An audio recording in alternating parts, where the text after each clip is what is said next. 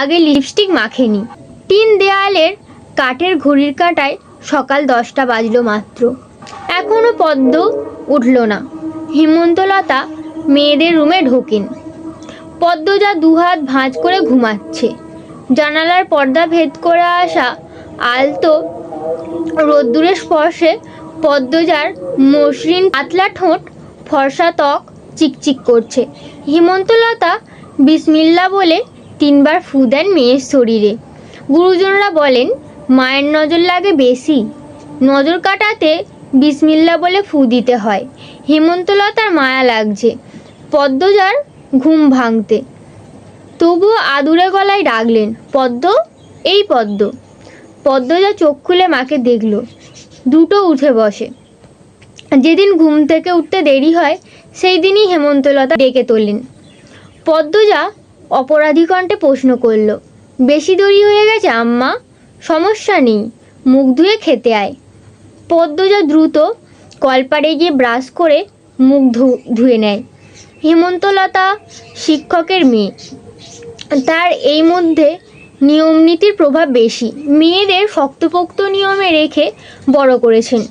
পদ্মজা রান্নাঘরে ঢুকে দেখল প্লেটে খাবার সাজানো। সে মৃদু হেসে প্লেট নিয়ে টেবিলে গিয়ে বসলো। তখন হেমন্তলতা আসেন। পদ্ম দ্রুত ওড়না দিয়ে মাথা ঢাকে। হেমন্তলতার দেওয়া আর একটা নিয়ম, খাবার সময় মাথা ঢেকে খেতে হবে। পদ্মজা নিশ্চুপ থাকে, শান্ত ভঙ্গিতে খেতে থাকলো। হেমন্তলতা মেয়েকে সহজ কণ্ঠে বললেন, তাড়াহুড়ো করছিস কেন? মুখ ধুতে গিয়ে চুল ভিজিয়ে ফেলেছিস, খেয়ে রোদে বসে চুলটা শুকিয়ে নিবি। আচ্ছা আম্মা। আম্মা, পূর্ণা প্রেমা আসে নাই?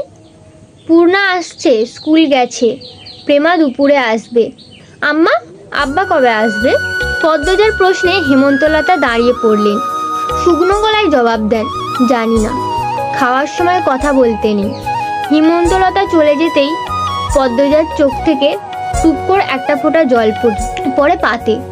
পদ্মজা দ্রুত হাতের উল্টো পাশ দিয়ে চোখের জল মোছে। পদ্মজার জীবনে জন্মদাতা আছে ঠিকই, কিন্তু জন্মদাতার আদর নেই।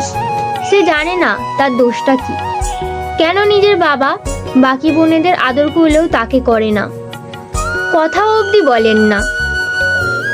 তার দোষটা কি, কেন নিজের বাবা বাকি বোনেদের আদর করলেও তাকে করে না, কথা অবধি ও বলেন। 2বার মাকে জিজ্ঞাসা করেছে সে, আমি কি তোমাদের সত্যিকারের মেয়ে আম্মা?